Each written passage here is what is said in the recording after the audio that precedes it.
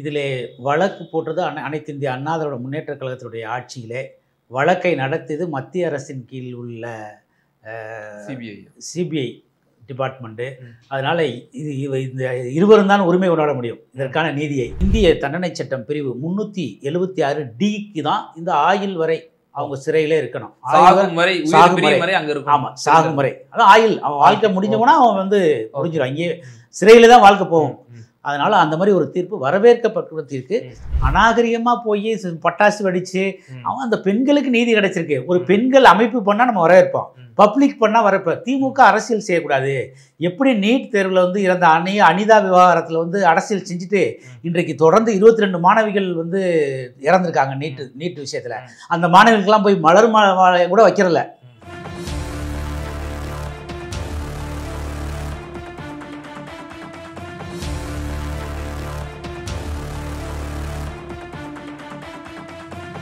இங்கே இந்த ஆட்சியில் 4.5 வருஷமாக பாதிக்கப்பட்ட அண்ணா பல்கலைக்கழக மாணவிக்கு நீதி இல்லை, விருகம்பாக்கத்தில் பாதிக்கப்பட்ட காவலருக்கு நீதி இல்லை, தமிழ்நாட்டில் எண்ணற்ற பெண்கள் இந்த மாதிரி கூட்டு பாலியல்தால் பாதிக்கப்பட்டிருக்காங்க. பல இடத்துல இந்த பாலியல் வன்கொடுமை தொடர்ந்து இந்த 4.5 வருஷத்தில் மிகப்பெரிய பாலியல் வன்புணர்வு.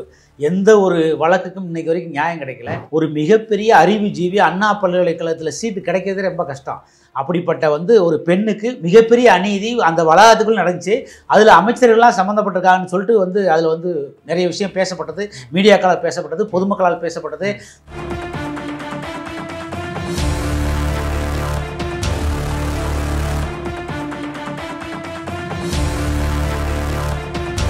சிபிஐ இது முறையான விசாரணை பண்ணியிருக்காங்க.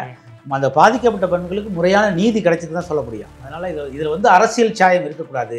இந்த பாதிக்கப்பட்ட பெண்களுக்கு நீதி கிடைச்சிருக்கு. தமிழகம் முழுவதும் ஒரு மிகப்பெரிய ஆர்ப்பாட்டம், போராட்டம், களப்போராட்டம் நடந்துச்சு.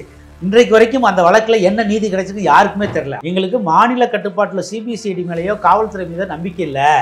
சிபிஐ விசாரணை வேணும்னு நாங்கள் தமிழ்நாடு முழுவதும் போராட்டம் பண்ணிட்டோம். ஏன் நீங்கள் சிபிஐட வழக்கை கொடுக்கறதுக்கு தயங்குறீங்க?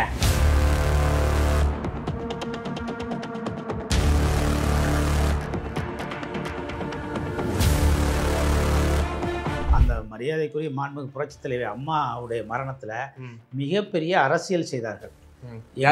எங்களுடைய கழக பொதுச் செயலாளர் புரட்சி தமிழர் எடப்பாடி அவர்கள் என்னைக்காவது ஒரு சிபிஐ விசாரணை கேட்டாரா? மரியாதைக்குரிய மறைந்த முதலமைச்சர் கருணாநிதி அவர்கள் டாக்டர் பட்டம் பெறுவதற்காக அண்ணாமலை பல்கலைக்கழக உதயகுமார் என்பவரை அடித்து கொண்டு விட்டார். தமிழகம் முழுவதும் மிகப்பெரிய மாணவர் போராட்டம். கடைசியில் அவர் ரொம்ப சாதுர்த்தியமாக அந்த உதயகுமாரோடைய அம்மா அப்பாவே கூப்பிட்டு இது என்னுடைய பிள்ளை இல்லைன்னு சொல்ல வச்சார். அந்த பத்திரிகை சுதந்திரத்தை தினமும் ஜனநாயகத்தினுடைய ஒரு அரசு தவறு பண்ணதா அதை வெளிக்காட்டுறது பத்திரிகையாளருடைய ஊடக தர்மம். அப்படி தான் சவுக்கு சங்கர் தினமும் பேசிக்கிட்டு வர்றாரு. போன ஏடிஎம்கே ஆட்சின்னு அப்படி தான் பேசினார். மரியாதைக்குரிய எங்கள் முதலமைச்சரை அவதூறாக என்னை நிறைய பேசியிருக்காரு. நாங்கள் போய் அவர் வீட்டில் போய் ஆட்களை அனுப்பி ரொம்ப கொடூரமாக மலத்தை வீசலையே.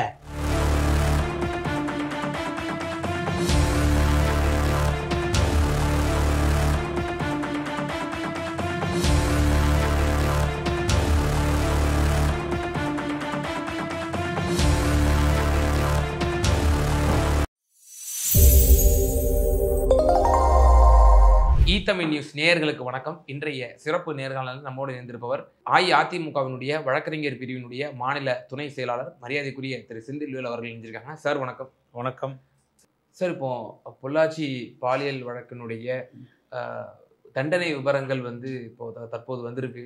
தண்டனை விவரங்கள் இப்போ நீங்கள் வாசிச்சிருப்பீங்க. அதனுடைய சாராம்சங்கள் என்ன சார் சொல்லுது? சார், இந்த வழக்கை பொறுத்தவரை சிபிஐ மிக திறமையாக அந்த வழக்கை கையாண்டிருக்காங்க. இந்த வழக்கில் உள்ள அத்தனை சாட்சிகளும் மிக தெளிவாக நீதிமன்றத்தில் சாட்சி சொல்லியிருக்காங்க. ஒரு சாட்சி கூட பிறல் சாட்சி கிடையாது. ஹாஸ்டல் ஆகலை. இந்த வழக்கில் அந்த கைப்பற்றப்பட்ட பொருட்கள், சான்றாவணங்கள் அனைத்துமே நீதிமன்றத்தில் சமர்ப்பிக்கப்பட்டு அந்த சாட்சிகள் மூலமாக மார்க் பண்ணியிருக்காங்க. அதுபோக மின்னணு சாட்சியங்கள் மிக தெளிவாக, மின்னணு சாட்சியங்கள், இந்த மாதிரி ஓரல் எவிடன்ஸு இதெல்லாம் கூட மிக தெளிவாக சிபிஐ பண்ணியிருக்காங்க. முழுக்க சிபிஐயை பாராட்டணும். சிபிஐ மிக திறமையாக அந்த வழக்கை கையாண்டிருக்காங்க. அது மட்டும் இல்லாமல் இந்த வழக்கு தீர்ப்பு பகரப்பட்டு ஆயுள் வரை அவங்க சிறையில் இருக்குங்கிற ஒரு வரலாற்று சிறப்புமிக்க தீர்ப்பை மாண்புமிகு நிதியரசர் கொடுத்துருக்காங்க. இது வரவேற்கப்பட்டதுக்கு இந்திய தண்டனை சட்டம் பிரிவு 376D தான் இந்த ஆயுள் வரை அவங்க சிறையிலே இருக்கணும். சாகும் வரை அங்க இருக்கும். ஆமா, சாகும் வரை. அதான் ஆயுள். அவன் வாழ்க்கை முடிஞ்சவனா அவன் வந்து முடிஞ்சிடும். அங்கேயே சிறையில தான் வாழ்க்கை போகும். அதனால அந்த மாதிரி ஒரு தீர்ப்பு வரவேற்கப்பட்ட தீர்ப்பு. இதர செக்ஷனுக்கெல்லாம் 3 வருஷம் 4 வருஷம் 7 வருஷம் அப்படி கொடுத்துருக்காங்க. இது போக பார்த்தீங்கன்னா அந்த குற்றவாளிகளுக்கு வந்து வந்து அவங்களுக்கு தண்டனைக்கான கட்டணம் அந்த கொடுத்துருக்காங்க. அதுபோக பாதிக்கப்பட்ட பெண்களுக்கு கிட்டத்தட்ட 85 லட்ச ரூபாய் இழப்பீடாக டிஸ்ட்ரிக்ட் லீகல் அத்தாரிட்டி மூலமா கொடுக்க சொல்லி அவங்களுக்கு வந்து நீதிமன்றம் ஆணையிட்டிருக்கு. அதனால் இந்த வரலாற்று சிறப்புமிக்க தீர்ப்பை நாங்கள் வந்து உண்மையிலேயே மனதார வரவேற்கிறோம். அந்த பெண்களுக்கு ஒரு மிகப்பெரிய அநீதி ஏற்பட்டிருக்கு. வரலாற்றில் இந்த மாதிரி ஒரு சம்பவம் நடக்கக்கூடாது. இனிமேல் நடக்கக்கூடிய சம்பவங்களும் இது ஒரு எடுத்துக்காட்டாக பாடமாக எடுத்துக்கிட்டு குற்றவாளிக்கு இந்த மாதிரி ஒரு பனிஷ்மெண்ட் இதை முழு மனதோடு வரவேற்கிறோம். அம்மையார் தமிழிசை அவர்கள் வந்து ஒரு தனியார் தொலைக்காட்சியில் பிரத்யேகமாக பேட்டி கொடுக்கும்பொழுது ஒரு கோரிக்கையும் முன் வச்சிருந்தாங்க அரசுக்கு. இது வந்து நீதிமன்றம் கூறியபடி அந்த இழப்பீடு மற்றும் அந்த பெண்களுக்கான ஒரு இதை மட்டும் கொடுத்து நம்ம ஒதுங்கிடாம அரசு அவர்களுடைய தனிப்பட்ட முறையில இருந்து அவங்களுடைய கல்வியாக இருக்கட்டும், அவர்கள் இழந்திருக்கக்கூடிய அந்த பல இன்னல்களுக்கு அவர்கள் உள்ளாக்கப்பட்டிருப்பார்கள். இதெல்லாம் வந்து அரசு தனிப்பட்ட முறையிலே அவர்களுக்கு வந்து செய்யணும் அப்படிங்கிற ஒரு கோரிக்கையும் வந்து முன் வச்சிருக்கிறாங்க. புரோட்டோகால் படி எங்களுக்குள்ளதான் அப்படின்னு அதோட வந்து விலகிடாம அரசு தனிப்பட்ட ரீதியில அந்த பெண்மணிகளுக்கு செய்யணும் அப்படின்றாங்க. இது எப்படி பாக்குறீங்க? அந்த பெண்மணிக்கு எந்த மாதிரியான அரசுகள் செய்யணும்னு கோரிக்கை? உண்மையிலே அவங்க ஒரு பெண்களுக்கான வழியை வெளிப்படுத்தியிருக்காங்க. இந்த 5 வருஷ காலத்தில் மிகப்பெரிய மன ரீதியாக அவங்க அந்த பெண்கள்லாம் பாதிக்கப்பட்டிருப்பாங்க. அதனால் அவங்களுக்கு வந்து அரசு ஒரு குழுவை போட்டு அவங்களுக்கான அடுத்த முன்னேற்பாடு, அடுத்த கட்ட வாழ்க்கைக்கு மறுவாழ்வுக்கு அவங்கள வந்து தயார்படுத்தணும். அவங்களுக்கு நல்ல எக்ஸ்பர்ட் கவுன்சிலிங் கொடுத்து பெண்களை வச்சு அவங்கள அடுத்த கட்ட வாழ்க்கைக்கு அழைச்சிட்டு போகணும். இதில் வழக்கு போட்டது அனைத்து இந்திய அண்ணா திராவிட முன்னேற்ற கழகத்தினுடைய ஆட்சியிலே வழக்கை நடத்தியது மத்திய அரசின் கீழ் உள்ள சிபிஐ டிபார்ட்மெண்ட்டு. அதனால் இந்த இருவரும் தான் உரிமை கொண்டாட முடியும் இதற்கான நீதியை. அதனால் இதில் மற்றவர்கள் இன்றைக்கு பார்த்தீங்கன்னா தொலைக்காட்சி பட்டியலே ஆளும் திராவிட முன்னேற்ற கழகத்தினுடைய தொண்டர்கள் பட்டாசு வெடித்து ஒரு மிகப்பெரிய அரசியலை செய்து கொண்டிருக்கிறார்கள். மிக ஒரு கேவலமான நிலைக்கு இங்கே வந்து இந்த ஆட்சியில் 4.5 வருஷமாக பாதிக்கப்பட்ட அண்ணா பல்கலைக்கழக மாணவிக்கு நீதி இல்லை, விருகம்பாக்கத்தில் பாதிக்கப்பட்ட காவலருக்கு நீதி இல்லை, தமிழ்நாட்டில் எண்ணற்ற பெண்கள் இந்த மாதிரி கூட்டு பாலியல்தால் பாதிக்கப்பட்டிருக்காங்க. பல இடத்துல இந்த பாலியல் வன்கொடுமை தொடர்ந்து இந்த 4.5 வருஷத்தில் மிகப்பெரிய பாலியல் வன்புணர்வு. எந்த ஒரு வழக்குக்கும் இன்றைக்கு வரைக்கும் நியாயம் கிடைக்கல. அதனால் நாங்கள் போட்ட வழக்கில் சிபிஐக்கு மாற்றம் செய்து இன்றைக்கு ஒரு மிகப்பெரிய நீதி நிலையில மாற்றிருக்கு. அநீதியை அந்த பெண்கள் வென்றெடுத்துக்கிறார்கள். இன்னும் எண்ணற்ற வழக்குகள் சிபிஐ வசம் தான் இருக்கு. அப்போ அதுக்கெல்லாம் ஏன் சார் நம்ம திராவிட முன்னேற்ற கழகத்தை வந்து குறை சொல்றாங்க? ஒரு கேள்வி. இல்லை, நான் கேட்கறது ஒரு வழக்கு வந்தால் அந்த வழக்கை வரவேற்கணும். அநாகரிகமாக போய் பட்டாசு வெடிச்சு அவன் அந்த பெண்களுக்கு நீதி கிடைச்சிருக்கு. ஒரு பெண்கள் அமைப்பு பண்ணால் நம்ம வரவேற்போம், பப்ளிக் பண்ணால் வரப்போம். திமுக அரசியல் செய்யக்கூடாது. எப்படி நீட் தேர்வில் வந்து இறந்த அனிதா விவகாரத்தில் வந்து அரசியல் செஞ்சுட்டு இன்றைக்கு தொடர்ந்து 22 மாணவிகள் வந்து இறந்துருக்காங்க நீட் விஷயத்தில். அந்த மாணவிகளுக்கெல்லாம் போய் மலர் மாலை கூட வைக்கிறல திமுக சார்பாக, இந்த அரசு சார்பாக. அதனால் அரசியல் செய்யாதீங்க. இது ஒரு தவறு நடந்திருக்கு. அது அதிமுக ஆட்சியில் போடப்பட்ட வழக்கு. சிபிஐ வசம் நாங்கள் தான் ஒப்படைச்சோம். சிபிஐ இந்த வழக்கை முறையாக விசாரித்து இன்னைக்கு தீர்ப்பை வாங்கி கொடுத்துருக்காங்க. இந்த தீர்ப்பை வரவேற்போம். அரசியல் விமர்சகர்கள் இந்த தீர்ப்புக்கு பிறகு தங்களுடைய சமூக வலைதள பக்கங்களையும் சில கருத்துக்களையும் தெரிவிச்சுட்டு வர்றாங்க. குறிப்பாக இது வந்து சிபிஐ அப்போதைய ஆளும் வர்க்கத்தினுடைய நெருக்கமானவர்களுடைய உடந்தை இல்லாமல் இது நடந்திருக்காது, அவர்களை காப்பாற்றி இருக்கிறது சிபிஐங்கிற ஒரு குற்றச்சாட்டை அவர்கள் முன்வைக்கிறார்கள். இது எப்படி பார்க்குறீங்க? இது வந்து முழுக்க சிபிஐ வந்து ஒரு குற்றவாளிகள் என்ற பேரில் இந்த 9 பேர் இருந்தாலும் பின்னணியிலே வந்து ஒரு பெரும்புள்ளி இருக்கிறாங்க அப்படின்ற ஒரு விமர்சனத்தை அவர்கள் முன்வைக்கிறார். இல்லை, அந்த மாதிரிலாம் ஒரு விமர்சனமும் வந்து ரெக்கார்டிகளாக வைக்கல. தவறான தகவல். சிபிஐங்கிறது ஒரு தனிப்பட்ட அமைப்பு. மத்திய அரசின் கீழ் நம்ம வந்து மாநில அரசே தான் வந்து முன் வந்து தான் இது பண்ணிச்சு. ஃபஸ்ட்டு சிபிஎஸ்சியில் ஒப்படைக்கிறோம், அப்புறம் மரியாதைக்குரிய முதலமைச்சர் தான் சிபிஐ ஒப்படைச்சார். அதனால் சிபிஐ இது வந்து முறையான விசாரணை பண்ணியிருக்காங்க. அந்த பாதிக்கப்பட்ட பெண்களுக்கு முறையான நீதி கிடைச்சிட்டு தான் சொல்ல முடியும். அதனால் இதில் வந்து அரசியல் சாயம் இருக்கக்கூடாது. இந்த பாதிக்கப்பட்ட பெண்களுக்கு நீதி கிடைச்சிருக்கு. இனி ஒரு சம்பவம் நடக்கக்கூடாது. தமிழ்நாட்டில் எத்தனையோ சம்பவங்கள் இன்றைக்கி நடந்துக்கிட்டு இருக்குது. இந்த 4.5 வருஷத்தில் எத்தனையோ பெண்கள் பாதிக்கப்பட்டிருக்காங்க. பர்டிகுலராக ஒரு மிகப்பெரிய அறிவுஜீவி அண்ணா பல்கலைக்கழகத்தில் சீட்டு கிடைக்கிறதே ரொம்ப கஷ்டம். அப்படிப்பட்ட ஒரு பெண்ணுக்கு மிகப்பெரிய அநீதி அந்த வளாகத்துக்குள் நடந்துச்சு. அதில் அமைச்சர்கள்லாம் சம்மந்தப்பட்டிருக்காங்கன்னு சொல்லிட்டு அதில் நிறைய விஷயம் பேசப்பட்டது, மீடியாக்களால் பேசப்பட்டது, பொதுமக்களால் பேசப்பட்டது. தமிழகம் முழுவதும் ஒரு மிகப்பெரிய ஆர்ப்பாட்டம், போராட்டம், களப்போராட்டம் நடந்துச்சு. இன்றைக்கு வரைக்கும் அந்த வழக்கில் என்ன நீதி கிடைச்சது யாருக்குமே தெரில. அதனால் இது 2019 பாதிக்கப்பட்ட மாணவிகளுக்கு பாதிக்கப்பட்ட அந்த பெண்களுக்கு ஒரு மிகப்பெரிய அநீதியை உடைத்திருந்து நீதி கிடைத்திருக்கு. இல்லை, இப்போ அண்ணா யூனிவர்சிட்டி இஷ்யூவை இப்போ நீங்கள் மேற்கோள் காட்டினதுனால கேட்க வேண்டியது இருக்குது. இப்போது நீங்கள் எதிர்கட்சிகள் பிஜேபி, அஇஅதிமுக, இன்னும் எண்ணற்ற எதிர்கட்சிகள் எப்படி அந்த ஒரு ஞானசேகரன் என்ற ஒரு குற்றவாளியை அது இப்போதைக்கு ஒரு குற்றவாளின்னு சொல்ல முடியாது, அவர் தற்போது கைது செய்யப்பட்டிருக்கிறார். அந்த ஒரு சமூக விரோதியை நம்ம எப்படி திமுகவுடைய குடும்பத்தோடு திரு மு க ஸ்டாலின் அவர்களோடு மா சுப்பிரமணியனோடு எப்படி நம்ம தொடர்பு படுத்தி நம்ம ஒரு பொய் பிரச்சாரம் பண்ணோமோ அது போலதான் அப்போ எதிர்கட்சிகள் இந்த இதுலயும் பண்றாங்கன்னு எடுத்துக்கலாமா? இல்லை, ஒரே ஒரு விஷயம்தான். மரியாதைக்குரிய அந்த குற்றவாளி ஞானசேகரன் வீட்டில் மக்கள் நல்வாழ்வுத்துறை அமைச்சர் மா சுப்பிரமணியன், துணை மேயர் மகேஷ்குமார் 2 பேரும் போய் வீட்டில் பிரியாணி சாப்பிட்ருக்காங்க. அடிக்கடி அந்த வீட்டுக்கு போயிட்டு வந்துக்கிட்டு இருந்திருக்காங்க. திராவிட முன்னேற்ற கழகத்தினுடைய முதலமைச்சர் குடும்பத்துக்கே அவர் பிரியாணி சாப்பிட்ற பண்ணுற கூட ஒரு மிக வல்லமையுக்கே ஒரு மனிதன் இருக்கார். அதனால் அவருக்கு ஒரு மிகப்பெரிய இடத்துல செல்வாக்கு இருக்குது.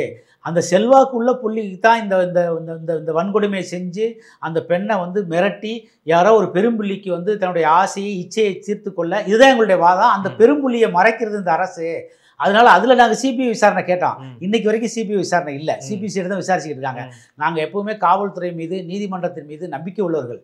அதனால சிபிஐங்கிறது ஒரு மிகப்பெரிய அமைப்பு. யார் அந்த சார் அப்படின்ற ஒரு ஸ்லோகனை தமிழகம் முழுக்க போஸ்டர் அடிச்சு ஒட்டி நம்முடைய எதிர்கட்சி தலைவர், இன்னும் உங்களுடைய கூட்டணி கட்சிகள் எல்லாம் பரப்புரை பண்ணீங்க இல்லையா? அதே நீதிமன்றம் தானே 3 ஐபிஎஸ் தலைமையிலான பெண் ஐபிஎஸ் தலைமையிலான ஒரு குழுவை அமைச்சு அந்த குழு தானே சொல்லியிருக்கு இப்போது அந்த சாருங்கிறது யாருமே இல்ல, அது ஏரோப்ளைன் மோட்ல தான் வச்சு பேசிருக்காருன்னு சொல்லி நீதிமன்றம். நான் என்ன சொல்றேன், பொள்ளாச்சி வழக்குல எங்கள் மீது உடனே விமர்சனம் வந்தவொடனே நாங்கள் சிபிஐ வழக்க ஒப்படைச்சிட்டோம். அந்த மாதிரி ஜென்டிலாக நீங்கள் சிபிஐ ஒப்படைக்க. நாங்கள் கேட்குறது சிபிஐ விசாரணை தானே.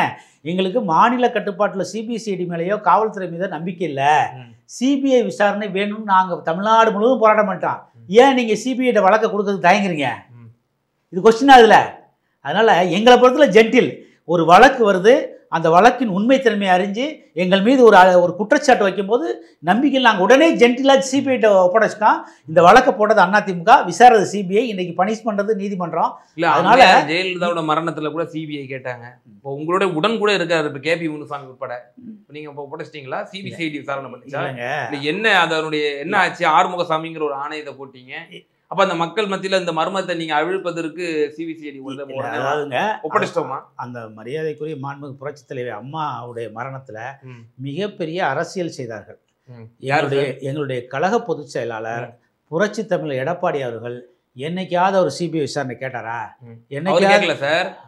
உங்களோட உடன் இருந்த ஓபிஎஸ் அவர் தான் கட்சியை நீக்கிடுமே. அவர் அரசியல் செஞ்சாரு, அதனாலதான் கட்சியை நீக்கிட்டான். இல்ல சார், அவர் உங்களுக்கு எதிராக வாக்களித்த பிறகு நீங்க அவரை உடன் வச்சுக்கிட்டீங்க, அது வேற விஷயம். அது கேட்கல, ஓகே, அது அரசியல், நீங்க வச்சுக்கோங்க.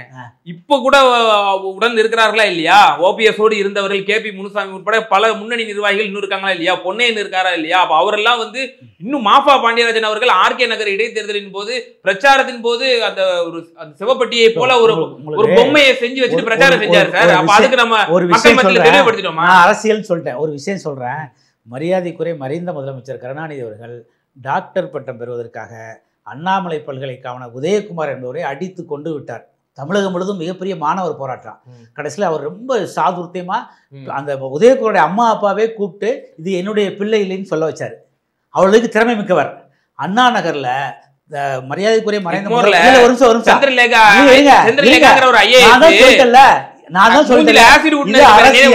இது அரசியல், இதுல அரசியல் பண்ணக்கூடாது. இந்த மாதிரி மாணவர் பிரச்சனையில இப்ப நான் எப்படி ஒரு நிமிஷம் ஷேர் வித்ததுல அரசு துறையில ஷேர் வித்ததுல ஊழல் நடந்திருக்குன்னு சொல்லி ஒரு ஐஏஎஸ் அம்மையார் சந்திரலேகான்னு நினைக்கிறேன் 91 96 ஆட்சி காலத்துல ஒரு குற்றச்சாட்டு வச்சு எக்மோர்ல அவர்களுக்கு வந்து ஆசிட் வீசப்பட்டுச்சு. அது எனக்கு நினைவுக்கு வருது. அதான் அரசியல் காரணங்களுக்காக இருக்கும். நம்ம ஒவ்வொரு விஷயத்தையும் சொன்னோம்னா எத்தனையோ குற்றச்சாட்டு சொல்லலாம். அண்ணா நகர்ல மரியாதைக்குரிய மறைந்த கருணாநிதி அவர்களுடைய குடும்பத்துக்கு மிக நெருக்கமான அண்ணா நகர் ரமேஷ், மரியாதைக்குரிய பெரம்பலூர் சாதிக் பாஷா, இவருடைய மர்மத்தில் மர்மம் இருக்குல்ல. எத்தனை முறை நாங்கள் சிபிஐ விசாரணை கேட்டிருக்கேன் இவங்க மர்மத்தை விசாரிக்கணும்னு சொல்லிட்டு. இன்னைக்கு வரைக்கும் மரியாதைக்குரிய மறைந்த பெரம்பலூர் சாதிக் பாஷாவுடைய மனைவி கூடா நட்பு கேடா முடின்னு போஸ்ட் அடிச்சு விட்டுறாங்க. யாரோட நீங்க கூடா நட்பு வச்சிங்க, யாரோட உங்களுக்கு கேடா முடிஞ்சு, இப்படிலாம் என்கொயரி பண்ண வேண்டியிருக்கு. மிகப்பெரிய விஷயங்கள் தமிழ்நாட்டில் இருக்கு. அதனால இது வந்து அரசியல். நான் இப்போவும் சொல்றேன், அம்மாவுடைய மரணத்தில் மிகப்பெரிய அரசியல் நடந்துச்சு. எங்களுடைய பொதுச் செயலாளர் என்றைக்காவது அவருடைய பேட்டியிலையோ இல்லை அரசியல் ரீதியாவோ சிபிஐ விசாரணையோ அம்மாவுடைய மரணத்தில் மர்மம் கேட்டது கிடையாது. இதில் அரசியல் செஞ்சவர்களை அங்கே தூக்கி வெளில போட்டோம். இப்போ இந்த தீர்ப்பு 9 பேருக்கும் வந்து ஒரு உச்சபட்ச தண்டனை விதிக்கப்படும் என்று ஒரு எதிர்பார்க்கப்படுது. இப்போ இது மாதிரியான ஒரு பெண்களுக்கு எதிரான இந்த ஒரு வன்முறை ஒரு சம்பவங்கள் இது ஒரு முன்மாதிரியா ஒரு இருக்குமா இந்த வழக்கு? இனி ஒரு ரெஸ்ட்ரிக்ஷன் கொடுக்கக்கூடிய ஒரு சம்பவமா இந்த வழக்கு அமையும், இந்த தீர்ப்பு அம்சங்கள் அமையும் நீங்க நினைக்கிறீங்களா? கண்டிப்பா. இப்போ பார்த்தீங்கன்னா இந்த தீர்ப்பு வந்து எதிர்காலத்தில் இந்த மாதிரி பாலியல் குற்றங்களில் ஈடுபடக்கூடிய குற்றவாளிகளுக்கு ஒரு பாடமாக அமையும். கண்டினியூவாக இது பொள்ளாச்சி மட்டும் கிடையாது, எத்தனையோ பொள்ளாச்சி விஷயம் மாதிரி தமிழ்நாட்டில் நடந்துக்கிட்டு தான் இருக்குது. இன்னமும் அதை தடுக்கிறதுக்கு நம்மளால் முடியல, அரசாலை முடியலை. இல்லை, எதிர்கட்சி தலைவர் எப்பவுமே ஒரு பிரஸ் மீட்ல வந்து ஒரு 2 விஷயத்த நிச்சயமா குறிப்பிடுவார். சட்டம் ஒழுங்கு சரியில்லை, மற்றொன்று பெண்களுக்கு எதிரான வன்முறை சம்பவங்கள் அதிகரிச்சிருக்கு தொடர்ந்து. அதனாலதான் நான் சொல்றேன், பொள்ளாச்சி வழக்கு நடந்தவொடனே எங்கள் மீது ஒரு கரைன்னு சொன்னவொடனே அடுத்த நிமிஷம் நாங்கள் சிபிஐல ஒப்படைச்சிட்டோம். உங்களால் அந்த மாதிரி முடியலையே. இந்த ஆளும் அரசால் ஒரு மிகப்பெரிய அண்ணா யூனிவர்சிட்டிங்கிறது ஒரு மிகப்பெரிய இன்ஸ்டிடியூஷனு, அங்கே அறிவாளிகளுக்கு மட்டும்தான் இடம். அங்கே ஒரு பெண் பாதிக்கப்படுது, வந்து முதலமைச்சர் குடும்பத்தோட தொடர்பில் உள்ள அமைச்சர்களுக்கு இன்வால்வ்னு சொல்கிறோம். இன்றைக்கி வரைக்கும் உங்களால் சிபிஐயில் ஒப்படைக்க முடியலையே. அப்புறம் எப்படி நீங்கள் இந்த வழக்கை வந்து நீங்கள் கொண்டாட முடியும், நீங்கள் எப்படி பட்டாசு வெடிக்க முடியும்? அதனால் அரசியல் பண்ணாதீங்க. அனிதா மரணத்தில் பண்ண அரசியலை ஏன் இந்த 22 மாணவிகளுக்கு மலர் விலை கூட வைக்கல? இதுதான் திமுக, இதுதான் வந்து திமுக அரசு. அதனால அரசியல் செய்வதற்கென்றே பிறந்தவர்கள். எந்தெல்லாம் அவங்களுக்கு சாதகமாக இருக்கோ அதில் அரசியல் செய்வார்கள். அவங்களுக்கு வந்து எங்கெல்லாம் வந்து வாக்குங்கிற எலும்பு தின்று இருக்கோ அதற்காக எந்த எல்லைக்கு இறங்கி போவார்கள். அதனால இது இந்த அரசியல் பண்ணாதீங்க. உள்ளாட்சி வழக்கை வரவேற்கணும். மாணவர்களுக்கு வந்து அவங்களுடைய அநீதிக்கு நீதி கிடைச்சிருக்கு, அதர்மம் வந்து அடிபட்டு தர்மம் அவங்களுக்கு கிடைச்சிருக்கு, அதனால அதை வரவேற்கணும். அவ்வளோதான். ஓகே, இப்போ இறுதியான ஒரே விவகாரம், இப்போ சட்டம் ஒழுங்கு இந்த பெண்களுக்கு எதிரான ஒரு வன்முறை சம்பவங்கள் அதிகரித்திருக்குங்கிற ஒரு குற்றச்சாட்டு வைப்பாங்க நம்முடைய எதிர்கட்சி தலைவர். ஏன் இந்த கேள்வி எழுப்புறேன் அப்படின்னா, காங்கிரஸ் கட்சியினுடைய மாநில தலைவராக இருக்கக்கூடியவரே வந்து பிஜேபியின் மீது ஒரு குற்றச்சாட்டு வைத்திருந்தார். குற்ற பின்னணி உடையவர்கள் எல்லாம் பிஜேபியில தான் அதிகமாக இருக்காங்கன்னு சொல்லி ஒரு லிஸ்ட் எல்லாம் கூட போட்டாரு. இப்படிலாம் எவ்வளோ பேர் இருக்கீங்க அப்படின்ற மாதிரி. அப்போ குற்ற பின்னணி உடைய அதிகமாக குற்ற பின்னணி இருக்கக்கூடிய இந்த பாரதிய ஜனதா கட்சியினோட நம்ம கூட்டணி வச்சிருக்கோமே அப்படிங்கிற ஒரு கேள்வி இந்த குற்றச்சாட்டை வைக்கிற மரியாதைக்குரிய செல்வ பெருந்தகைக்கு தகுதியே இல்லை அவர். ஏன்னு கேட்டிங்கன்னா அவர் போகாத கட்சியே கிடையாது. அவர் வந்து புதிய தமிழகத்தில் இருந்தார், புரட்சி பாரதத்தில் இருந்தார்.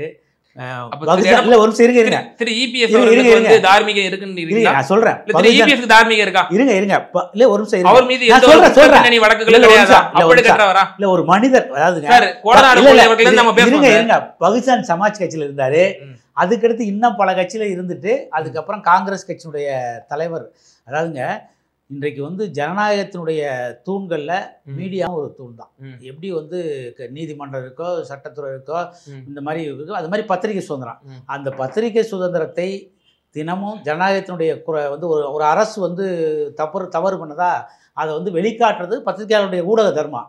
அப்படி தான் சவுக்கு சங்கர் தினமும் பேசிக்கிட்டு வராரு. போன ஏடிஎம்கே ஆட்சியும் அப்படி தான் பேசினார். மரியாதைக்குரிய எங்கள் முதலமைச்சரை அவதூறாக என்னை நிறைய பேசியிருக்காரு. நாங்கள் போய் அவர் வீட்டில் போய் ஆட்களை அனுப்பி ரொம்ப கொடூரமாக வந்து மலத்தை வீசலையே. அதனால் இந்த செல்வ பிறந்தகை வந்து மிகப்பெரிய கொடூரமானவாதி. அதுக்கு போய் ஒரு சவுக்கு சங்கரை அடிக்க கூட செய்யலாம், தப்பு கிடையாது. வயசான ஒரு அம்மா இருக்கும்போது இவர் தூண்டுதல் பேரில் அவர் வீட்டில் போய் மலத்தை கரைச்சி ஊற்றி இவர் இப்போ இது மட்டும் கிடையாது, இவருக்கும் மரியாதைக்குரிய புதிய தமிழகம் கட்சியினுடைய தலைவர் கிருஷ்ணசாமிக்கும் ஒரு கருத்து வேறு இருந்தோடனே இதே மாதிரி தான் புதிய தமிழோட ஆஃபீஸை அடைச்சி உடைச்சு மலத்தை கரைச்சி ஊற்றிருக்காரு. இவருக்கு இது ஒரு கொள்கையாகவே இருக்குது. அதனால் அதை சொல்கிறவர் ஒரு மிகப்பெரிய குற்றப்பணின்னு உடையவர். அவர் சொல்வதற்கு தகுதியான ஆள் கிடையாது. ஓகே சார், நிச்சயமாக இந்த வழக்கினுடைய பின்னணி மற்றும் அரசியல் சார்ந்த பல கேள்விகளுக்கு எங்கள் நேயர்களுக்கு ரொம்ப தெளிவாக பதில் சொன்னீங்க. ரொம்ப நன்றி. நன்றி.